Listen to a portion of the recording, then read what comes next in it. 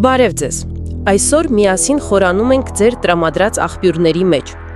Փորձելու ենք բացահայտել հայ մեծանուն բանաստեղծ Պարույր Սևակի կյանքի ու ժառանգության բարդ, երբեմն էլ հակասական էջերը։ Այո։ Նրա անունը շատերի համար հզոր պոեզիայի հոմանիշ է, բայց միևնույն ժամանակ մի մահվան, որի վերջնական պատասխանները կարծես թե չկան։ Նյութերը, որ դուք տրամադրել եք,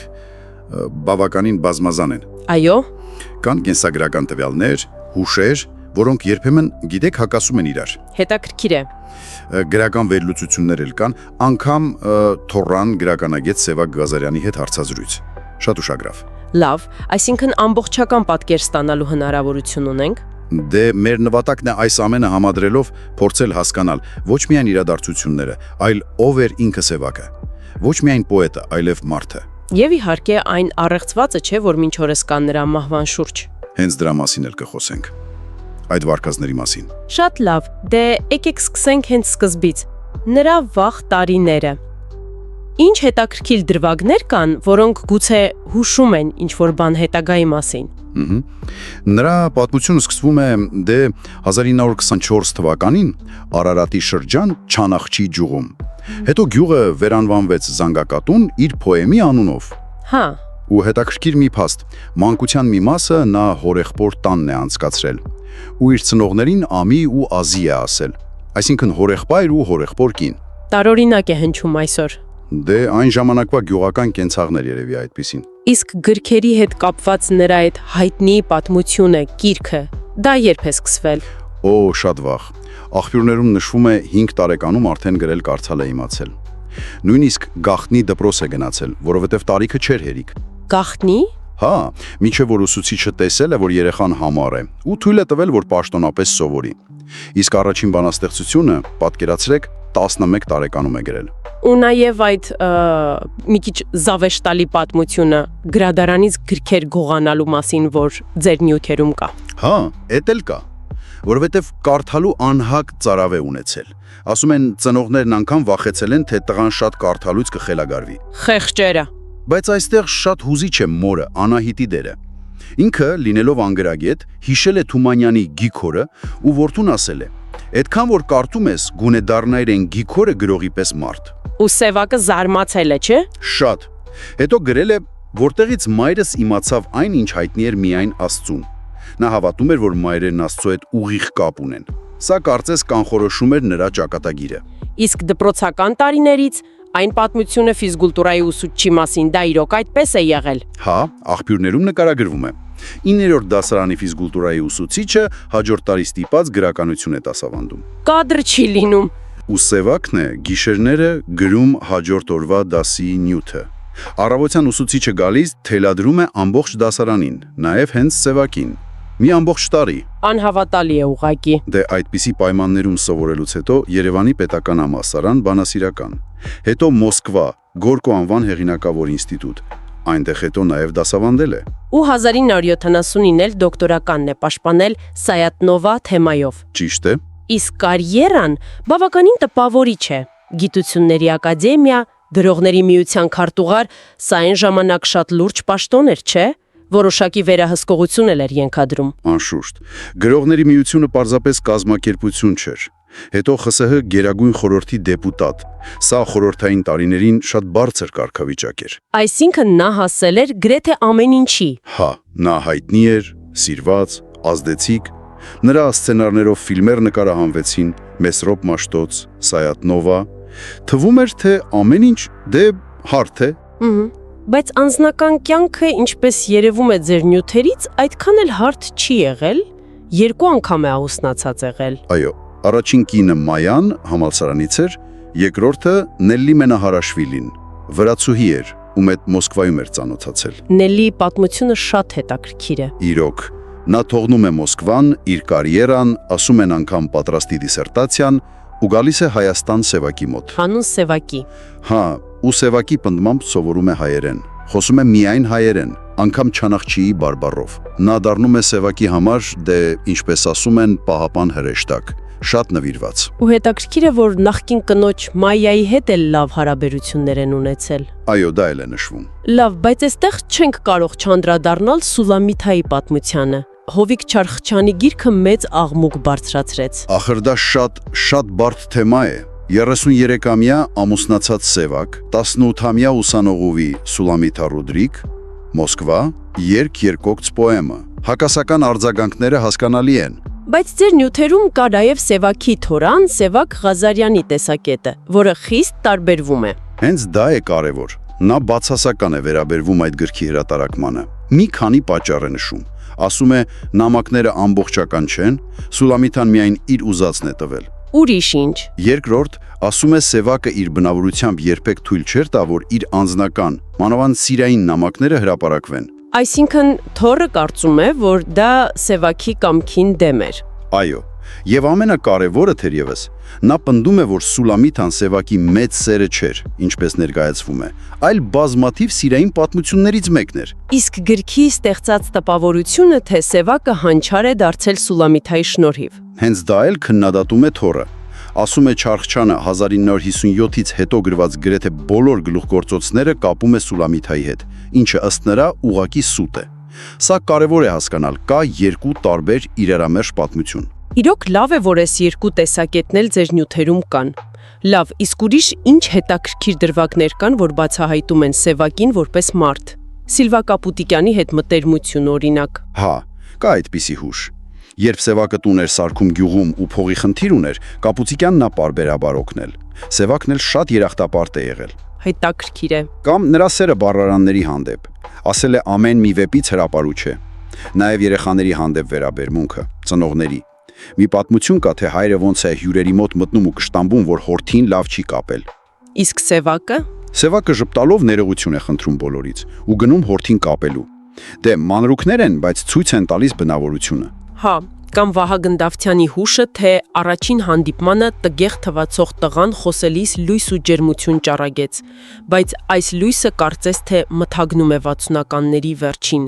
1969 թվական Եղիցի լույս ժողովածուն։ Ճակատագրական գիրքը։ Լույսը տեսնում, բայց ընթերցողին չի հասնում։ Ամբողջ տպաքանակը կալանքի տակ է դրվում։ Սա արդեն շատ լուրջ էր։ Անկասկած։ Ձեր աղբյուրները նկարագրում են, թե ինչպես են չարակամները, երևի նախանց գրչակիցներ, պաշտոնյաներ, գրքից հատվածներ քաղում ու ուղարկում Մոսկվա։ Դեպի կենտրոն։ Հա, որ ցույց տան, թե այս տողերը չեն համապատասխանում խորհրդային կարգերին, ու ՊԱԿ-ը, այսինքն ՔԳԲ-ն, սկսում է գործը քննել։ Տողատակերում հակախորհրդային բաներ են փնտրում, ու արդյունքում ամբողջ տպաքանակը բռնագրավում են։ Սարսափելի հարված պետք է լիներ։ Ջախջախիչ։ Ու դրան հետևում են նաև պաշտոնանկությունները։ Այլևս Գերագույն խորհրդի դեպուտատ չէր, գրողների միության քարտուղարի պաշտոնից են հանում, մեկուսացնում են։ Իսկ Մկրտիչ Սարգսյանի հուշը Կենտկոմի շենքում դա ուղղակի սարսափելի է կարդալ։ Սևակին գտնում է հուսահատ, արտասվող, շապիկը պատռված պաշտոնյայի հետ վեճից հետո։ Հա, այդ իրադարձությունները խորը լետք են թողնում։ Նշվում է, որ այս շրջանում Սևակը փաստացի դադարում է գրել, իսկ դա պոետի համար դե հոգևոր մահ է։ Ու այս ամենին գումարվում է նաև Գուրգեն Մահարու հետ կապված պատմությունը։ Այո։ Մարին հոդվածը գրում մեղադրում է Սևակին նացիոնալիզմի մեջ ու ուղարկում Մոսկվա։ Երբ գրականագետ Արամ Գրիգորյանը զարմանում է, Սևակը շատ տարօրինակ ու տագնապալի բան է ասում։ Ինչ է ասում։ Ասում է ամբողջ դժբախտությունն այն է, որ նա Մահարին չգիտի, որ կան խուժանային խմբեր եւ մարդիկ, որոնք ջանում են ոչնչացնել ինձ, ուղակի սպանել։ Սա ասվել է մահվանից շատ քիչ առաջ։ Սպանության մասին, ուղակի խոսքերով։ Հա, սարսափելի կանխազգացում է, չէ՞։ Եվ ահա, հասնում ենք 1971 թվականի հունիսի 17-ին։ Երևան Չանախչի մայրուղին։ Ավտովթար։ Սևակի Վոլգան շրջվում է։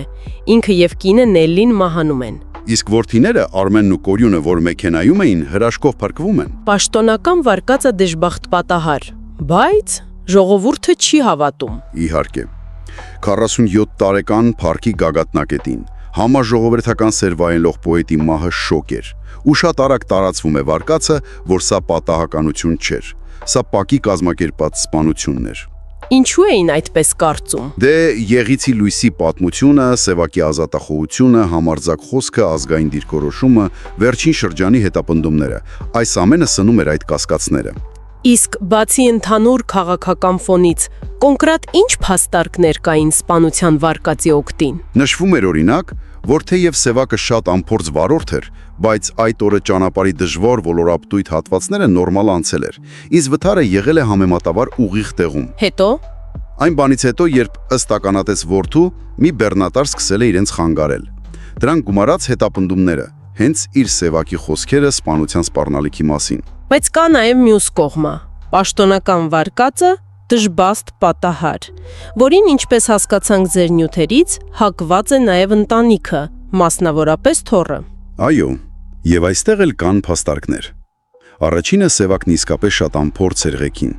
Որդին հիշում է, հենց այդ առավոտ հայրը շատ ուրախացել էր, որ կարողացել էր մեքենան ավտոտնակից ետ հանել առանց քերծելու։ Այսինքն իրոք անփորձ էր։ Հա,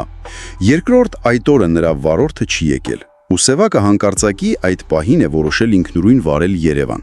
Այսինքն դա նախապես պլանավորված բան չէր, ինչը դժվարացնում է կազմակերպված սպանության վարկածը հենց այդ օրը, հենց այդ ճանապարհին։ Եվ այստեղ երևի թե ամենակարևորը որդու Արմեն Ղազարյանի պատմությունն է։ Միակ ողջ մնացած չափահաս ականատեսը։ Նա մանրամասն նկարագրում է այդ բեռնատարի հետ հանդիպումը։ Այո, պատմում է բեռնատարը մեջտեղով էր գնում, հայրը ազդանշան էր տալիս, բեռնատարը չէր զիջում։ Հետո զիջում է, Սևակը շրջանցում է, բայց ջղայնացած հայհոյում է ու մաթափ տալիս վարորդին։ Ջղայնացած։ Հա, ու հետո գալիս է վճռորոշ պահը։ Որդին պատմում է. Բեռնատարը մի քիչ ձախ թեքվեց, հավասարվեց մեզ, կարծես թե ցանկացավ պապային վախեցնել։ Հետո պապան մեքենան աչից ձախ թեքեց։ Այս մի քիչ ձախ թեքվեցը, կարծես թե վախեցնել, սա շատ երկիմաստ է։ Հենց դա է։ Կարող ես մեկնաբանել որպես բեռնատարի վարորդի սադրանք, կամ որպես տղայի սուբյեկտիվ ընկալում։ Իսկ Սևակի կտրուկ մանևրը աչից ձախ թեքեց։ Կարող էր լինել եւ սադրանքի արձագանք, եւ ուղղակի անփորձ վարորդի խոչապային կամ զայրացած ռեակցիա։ Ճիշտ է, որը բերեց կառավարման կորստի։ Այստեղ հստակ պատասխան չկա։ Ու Սևակ Ղազարյանը հարցազրույցում ասում է, որ մինչև հիմա սպանության վարկածի օգտին որևէ լուրջ փաստ չի հայտնաբերվել։ Այո, բայց, եւ սա շատ կարևոր է, նա ավելացնում է, որ Եղիցի Լուիսի արգելքը, ճնշումները, դրանք Սևակի վրա ծանր հոգեբանական ազդեցություն են ունեցել, դարձրել են նրան դյուրագրգիռ, նյարդային։ Եվ այդ հոգեվիճակը, հենց այդ հոգեվիճակը, ըստ Թորան, կարող էր անուղղակիորեն նպաստել վթարին։ սա շատ հետաքրքիր միտք է, այսինքն ուղղակի սպանություն ոչ, բայց անուղղակի մեղքը համակարգի վրա դրվում է։ Ըստ էության, այո։ Ընտանիքը մերժելով ուղղակի սպանությունը փաստերի բացակայության պատճառով, միևնույն ժամանակ ասում է, համակարգը մարդուն հասցրել էր մի վիճակի, որը կարող էր ճակատագրական դառնալ։ Առեղծվածը մնում է, բայց պատճառների շրջանակն ավելի լայն է դառնում։ Հետաքրքիր է նաև, որ նրան թաղեցին ոչ թե Պանթեոնում, այլ հայրենի գյուղում, իր տան այգում։ Սա էլ է կանխազգացման մասին խոսակցություններ առաջացրել։ Հա, ընկերոջ հուշերով դա հենց Սևակի ցանկությունն է եղել։ Ինքն է ցույց տվել տեղը։ Եվ այստեղ դե անհնար է չհիշել հենց Սևակի տողերը։ Որ տողերը։ Մարդ պիտի մեռնելու էլ բախտ ունենա, ուր մնաց թե ապրելու, որովհետև կա նաև սպանվել հիմար մահով մեքենայի վթարից։ Ցավալիորեն ճակատագրական։ Այո։ Այս ողբերգական չպարզաբանված վախճանը, սակայն, չի կարող ստվերել նրա գլխավոր ժառանգությունը՝ պոեզիան, եւ ձեր նյութերն էլ հենց դա են ընդգծում։ Այնտեղ նրա պոեզիան բաժանվում է թեմաների։ Դե այդ խմբավորումը օգնում է կողմնորոշվել, բայց կարծում եմ Սևակի պոեզիայի ուժը միայն թեմաների մեջ չէ, ավելի շատ այն պայքարի մեջ է, որ կա տողերի միջև։ Ինչ պայքարի։ Երկվությունների, մի կողմից շատ անձնական խոստովանական տողեր։ Ինչպես ասենք, մի պահ զղջում եմ ում։ Ես օգնեցի բոլորին, ես ինձ միայն չօգնեցի։ Քանիսը կյանքում ես էլի գիժ մնացի։ Հա։ Մյուս կողմից համազգային հզոր շունչ։ Քիչ ենք, բայց հայ ենք։ Մենք մեզ ոչ ոքից չենք գերադասում։ Պարզապես մենք էլ պիտի ընդունենք, որ մենք, միայն մենք Արարատ ունենք։ Այսինքն լարումն է կարևոր անձնականի ու համազգայինի միջև։ Հենց դա, նրա պոեզիան անընդհատ տատանվում է ցավ ու հպարտություն, հուսահատություն ու հավատ, լույս ու խավար։ Նույնիսկ ընտանեկան բանաստեղծություններում մոր ձեռքերը, որդուս կա ավելի լայն ենթատեքստ։ Իսկ անլռելի զանգակատունը։ Օ, դա գագաթնակետն է։ Նվիրված է Կոմիտասին, բայց իրականում հայ ժողովրդի ողբերգությանը, Եղեռնին։ Հայկական հարցից Թուրքիան ազատվեց Հայաստան երկրում հայ չթողնելու մի ահղեղ ելքով, բայց նաև տոկունությանը, վերածննդին։ Այս պոեմը հենց այդ երկվության խտացումն է, անհատի ողբերգությունը համազգային աղետի մեջ։ Ստացվում է, որ նրա պոեզիայի ուժը հենց այդ հակասությունների, այդ անկեղծության մեջ է։ Այն հեշտ պատասխաններ չի տալիս։ Ճիշտ է, արտացոլում է կյանքի մարդկային հոգու բարդությունը։ Դրա համար էլ երևի ձեր նյութերից մեկում նրան անվանում են ոչ թե ուղղակի անուն, այլ հայի ոգու, տոկունության, բարդության խորհրդանիշ։ Համաձայն եմ։ Եթե ամփոփենք ձեր աղբյուրներից ստացված պատկերը, դե Պարույր Սևակը բացառիկ բազմաշերտ անհատականություն է, հանճարեղ պոետ, կրքոտ, երբեմն սխալական մարդ, իր ժամանակի դեմ պայքարող, երբեմն հուսահատվող, բայց միշտ անհանգիստ մի ոգի։ Որը ի վերջո զոհ գնաց ողբերգական ու դե ինչպես տեսանք մինչև վերջ չպարզաբանված հանգամանքներում։ Այո, Նրա մահվան շուրջ վարկածները դժբախտ պատահար թե կազմակերպված սպանություն շարունակում են գոյակցել, թողնելով շատ հարցեր, բայց Թորան շեշտադրումը կարևոր էր։ Ուղղակի սպանության ապացույցներ չկան, բայց կա ժամանակի ճնշող համակարգի անուղղակի, բայց շատ իրական մեղքը։ եւ վերջում, մի միտք ձեզ համար, որի շուրջ կարելի է մտածել։ Սևակը կյանքի վերջին տարիներին պայքարում էր իր խոսքի, իր եղիցի լույսի համար։ Բախվում էր տոտալիտար համակարգի պատին։ Արդյոք նրա ճակատագիրը, անկախ նրանից վթարն ինչպես է եղել, մեզ չի հիշեցնում արվեստագետի ու իշխանության հավերժական, երբեմն ողբերգական բախման մասին։ Խոսքի ազատության համար պայքարի մասին։ Հենց այդպես, պայքար, որը տարբեր ձևերով, բայց արդիական է մնում նաև այսօր։ Շնորհակալություն, որ ձեր ժամանակը տրամադրեցիք այս խորքային քննարկմանը։ Հուսով ենք այս ուսումնասիրությունը, որը հիմնված էր ձերիս կողմից տրամադրված աղբյուրների վրա, օգնեց ձեզ ավելի լավ հասկանալու Պարույր Սևակին որպես բարդ, բազմաշերտ երևույթ եւ նրա շուրջ հյուսված երբեմն իրարամերժ պատմությունները։